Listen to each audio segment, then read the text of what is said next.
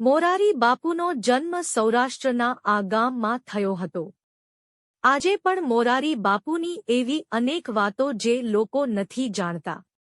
મિત્રો, આપણે સૌ જાણીએ છીએ કે ભારત સદીઓથી સાધુ સંતો અને ભક્તોની ભૂમિ રહી છે. ભારતમાં અનેક વિદ્વાનો અને સંતોએ જન્મ લઈને આ પાવન ધરાને પુણ્યશાળી બનાવી છે. આવા સંતો કોઈપણ જાતનો ભેદભાવ રાખ્યા સિવાય મનુષ્ય ધર્મ માટે લોકોને એક કરવા, લોકોમાં પ્રેમ ફેલાવવા, પ્રભુભક્તિ કરવા અને સમાજમાં શાંતિ સ્થાપવા માટે સમય પોતાના વિચારો રજૂ કરતા હોય છે.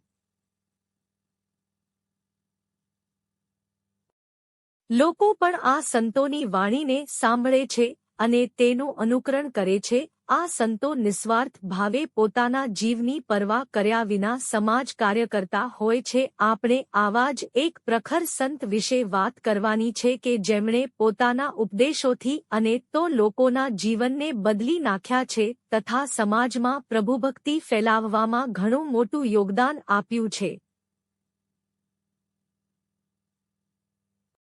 આપણે અહીં પરમ પૂજ્ય સંત મોરારી બાપુ વિશે વાત કરવાની છે. આપણે સૌ તેમની કથાનો રસપાન કરીને ધન્યતા અનુભવીએ. જો કે આપણે અહીં અમુક એવી પણ વાતો જણાવશું જેના વિશે અમુક જ લોકોને ખ્યાલ હશે. તો ચાલો આપણે આપણા લેખની શરૂઆત કરીએ. સૌ પ્રથમ જો વાત મોરારી બાપુના અંગત જીવન અંગે કરીએ તો જણાવી દઈએ કે મોરારી બાપુનો જન્મ 1946માં 25 સપ્ટેમ્બરના રોજ મહુવા પાસે આવેલા તલગાજરામાં એક વૈષ્ણવ પરિવારમાં થયો હતો. તેમના પિતાનું નામ પ્રભુદાસ હરિયા છે, જ્યારે તેમના દાદાનું નામ ત્રિભુવનદાસ છે.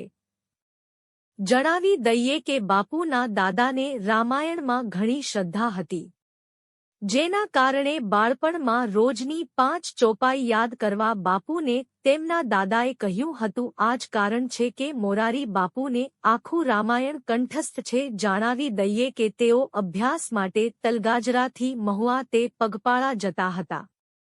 જે બાદ મોરારી બાપુએ ડિગ્રી મેળવ્યા પછી જૂનાગઢની શાહપુર કોલેજમાં શિક્ષક તરીકે શરૂઆત કરી. જે બાદ તેઓ પારેખ સ્કૂલમાં બધા વિષય ભણાવતા થયા. એમને સારા વક્તાના ભાષણ સાંભળી અને ઘણા એવા અધ્યાપક ગુરુને ભેટ કરી હતી.